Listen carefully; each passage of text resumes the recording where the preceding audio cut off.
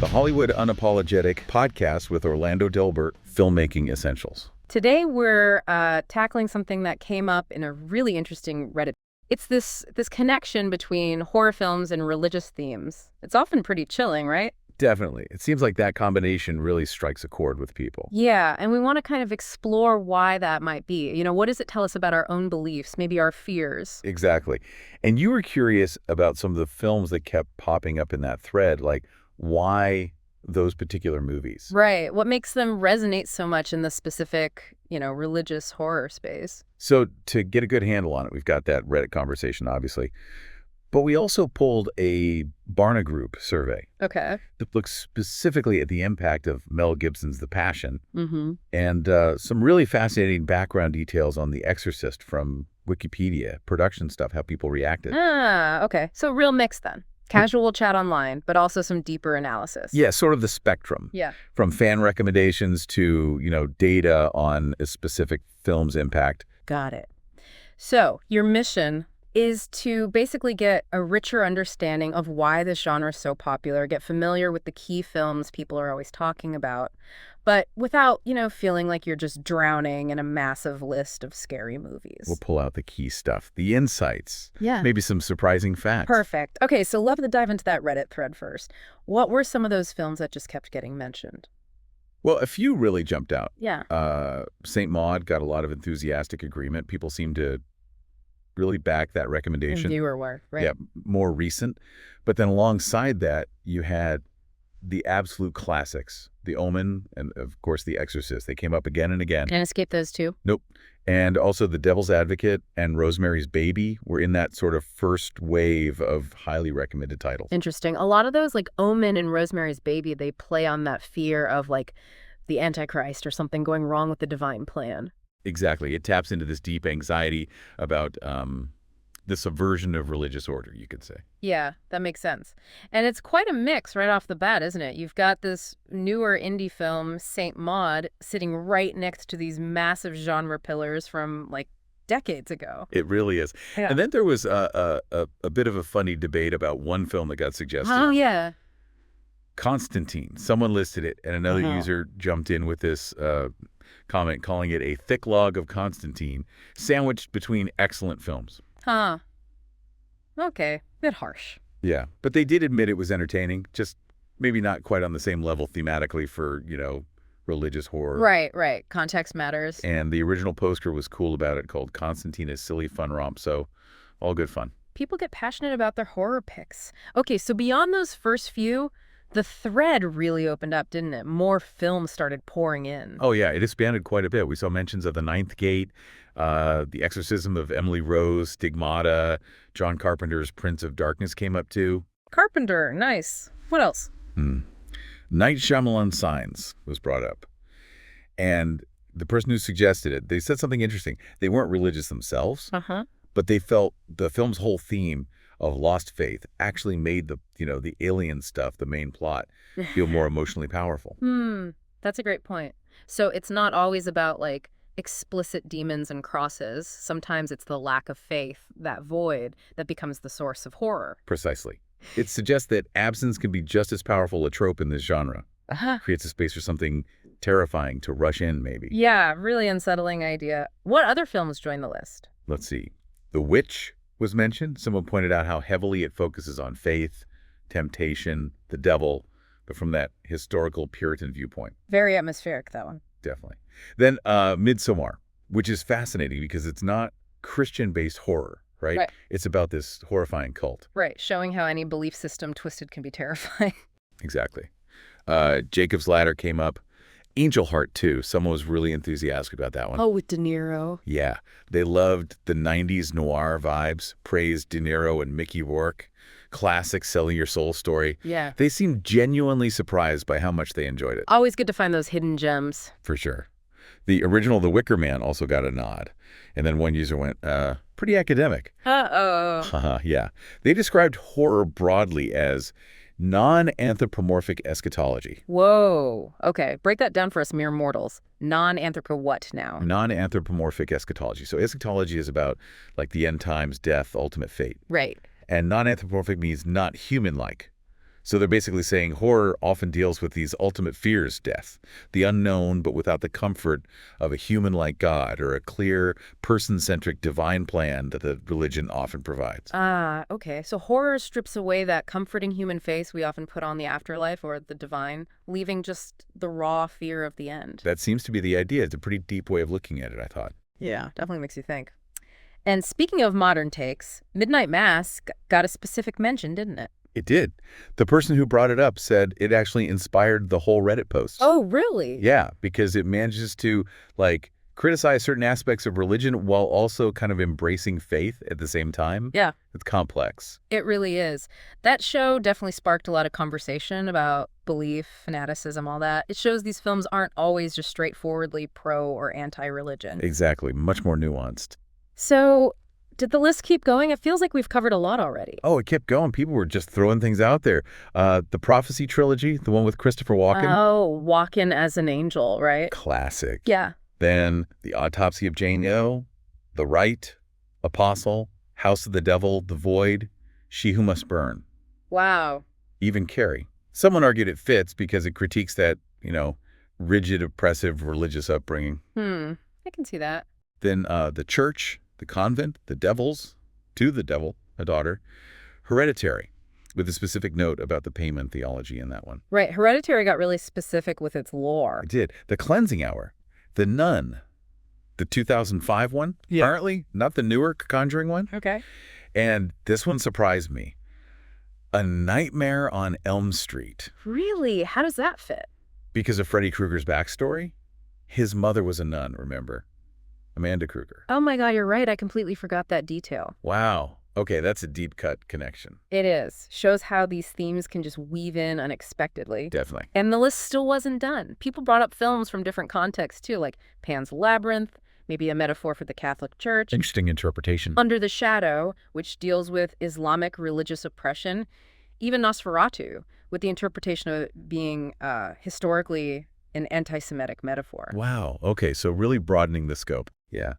Pi for its Jewish themes, The Dead Zone, questions about divine powers, the invitation cults, Amityville Horror, which kind of frames Christianity as the true protection. Right, the classic haunted house, but with that religious defense angle. Exactly. The Veil from 2016. Yeah. And finally, A Dark Song, which gets into ceremonial magic, summoning angels, that dangerous edge where occult and religious practice meet. Man, that is a huge range. It really shows how this horror religion thing touches on all sorts of anxieties and beliefs across different cultures and ideas. It really does. It paints quite a picture. Okay, so shifting gears slightly, you mentioned that Barna Group survey about the Passion of the Christ.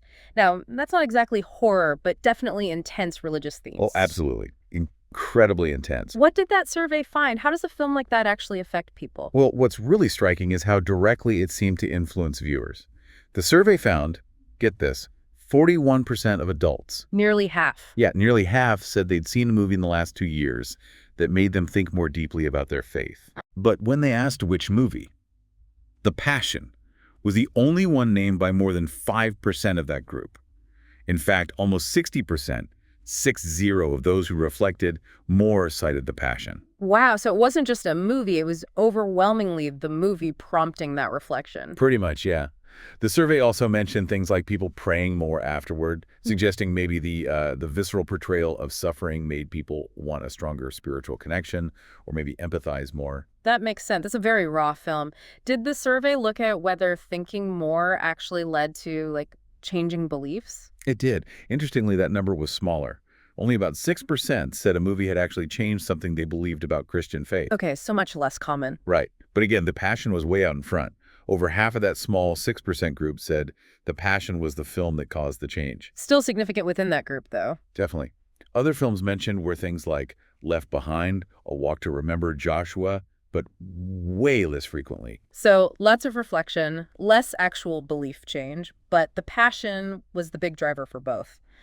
What about just how many people saw it? It felt huge at the time. It was huge. The survey said nearly a third of all adults saw it in theaters. A third? That's massive. It is. Less than maybe some other blockbusters around then. But you have to remember, The Passion didn't have a DVD or home video release yet when they did the survey. Those others did. Good point. So its theatrical reach was really significant on its own. Yeah. And how did people rate it? I remember critics were very divided. Audiences loved it. Overwhelmingly, 2 out of 3 adults rated it excellent. Most of the rest said good. Which, yeah, is pretty amazing given how many critics really did not like it. That critic-audience split is always fascinating. Who liked it most and least, according to Barna? Well, no big surprise, evangelicals were the most enthusiastic. Almost 90% of them called it excellent.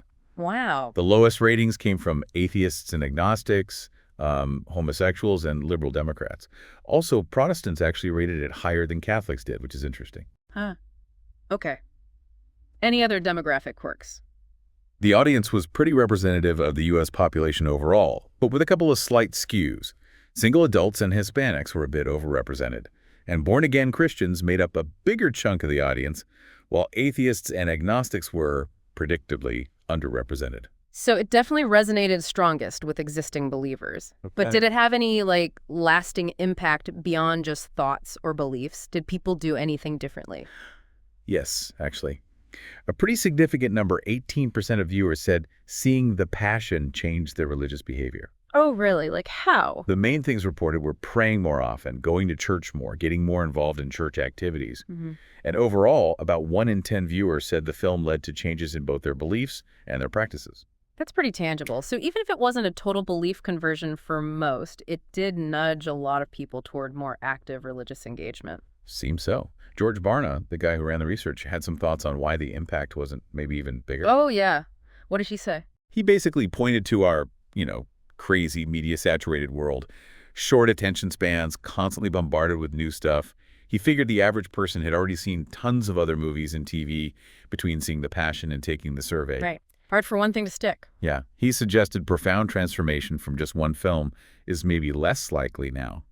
But he also stressed that the fact that millions did change beliefs or practices, that's still a massive influence. He called it a significant feat, focusing so many people on Jesus Christ in a society that often pushes, relativism and spiritual diversity. That's a really balanced perspective. Okay, let's switch gears again to another film that caused a massive stir, The Exorcist. The Reddit thread called it a cornerstone, and you said the Wikipedia info had some juicy details. Oh, yeah. It's a goldmine for understanding that film's journey and the reaction it caused. It really is a landmark. So remind us of the basic plot again. Okay, so it starts with this archaeological dig in Iraq.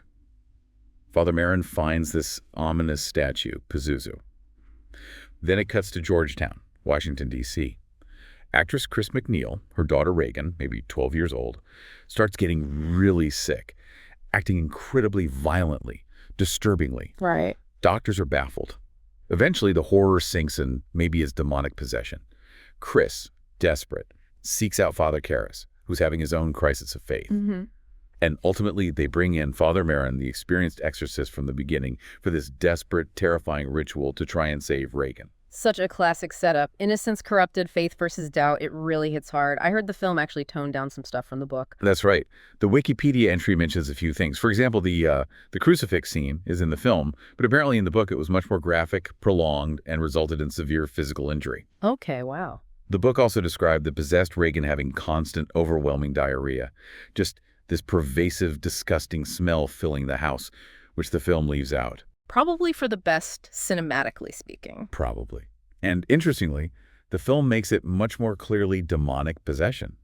The book apparently left more room for ambiguity, suggesting potential psychological or neurological explanations alongside the supernatural, kind of mirroring Karras' initial skepticism. So the film went for a more direct horror approach there. And the director, William Friedkin, legendary for being intense, right? The Wikipedia page mentions some crazy methods he used. Oh, yeah.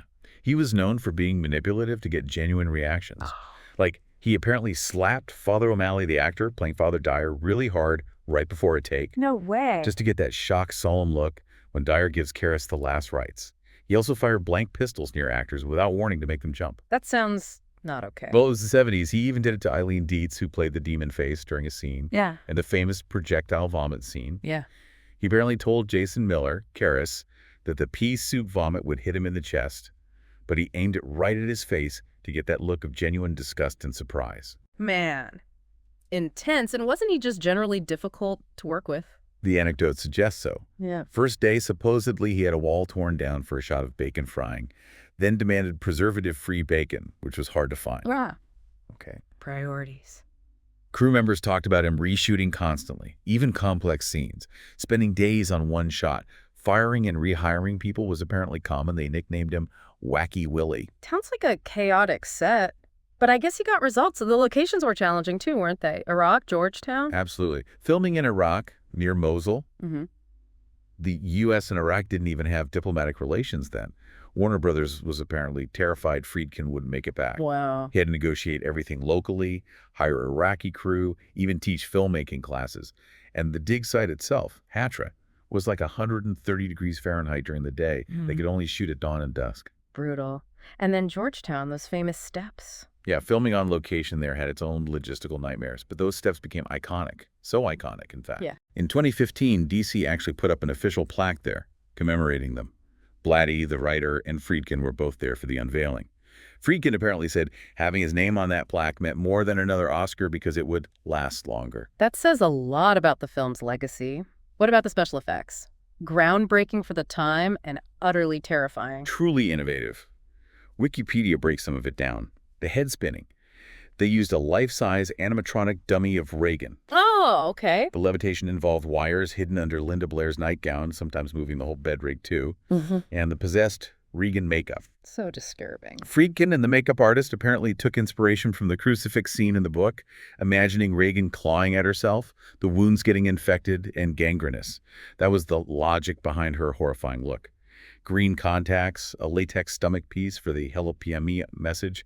Really creative, practical stuff. Amazing work, but also sounds like a physically rough shoot. Weren't there injuries? Yeah, it was tough. Ellen Burstyn, who played Chris, got a permanent back injury during a scene where she's thrown across the room. Linda Blair also injured her back when the rig used to shake the bed malfunctioned. Ouch. There were other accidents, too.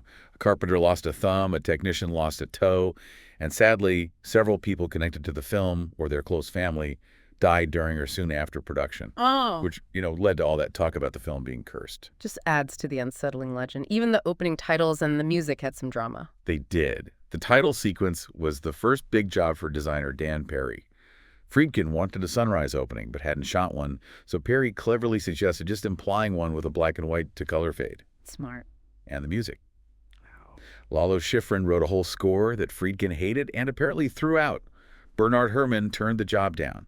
So Friedkin went with existing modern classical pieces, Penderecki, Webern, and crucially, Mike Oldfield's Tubular Bells. Which became hugey because of the movie. Totally synonymous with it. Friedkin wanted music that felt like, quote, a cold hand on the back of your neck, not a typical booming horror score. He definitely achieved that. It's amazing how all those elements, the direction, effects, music came together, but the critics were initially quite split, weren't they? Very split. Some immediately called it the scariest film ever, praised the acting, the effects. Others hated it, called it religious porn, grotesque claptrap, even thoroughly evil. Strong words. Yeah.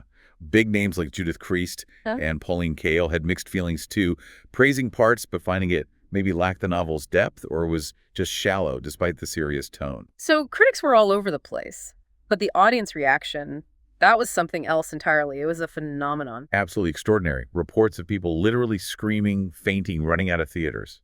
Huge lines, people waiting for hours in the freezing cold. Wow. There were even reports of riots breaking out near some theaters. It dominated conversation. One journalist joked the Exorcist coverage was drowning out Watergate news. That's incredible. It really hit a nerve. Yeah, film historian William Paul said the audience reaction itself became part of the spectacle, almost as big as the film. It tapped into something deep, and it made a ton of money, right? Despite controversies. A massive hit. Became one of the highest-grossing horror films ever. It definitely faced controversy debates over its X rating, local bans for obscenity, but its cultural impact is just undeniable. Referenced everywhere, still today. Okay, so wrapping up, wow. It's clear these films, horror and religion mixed, they really tap into fundamental human stuff, don't they? Absolutely.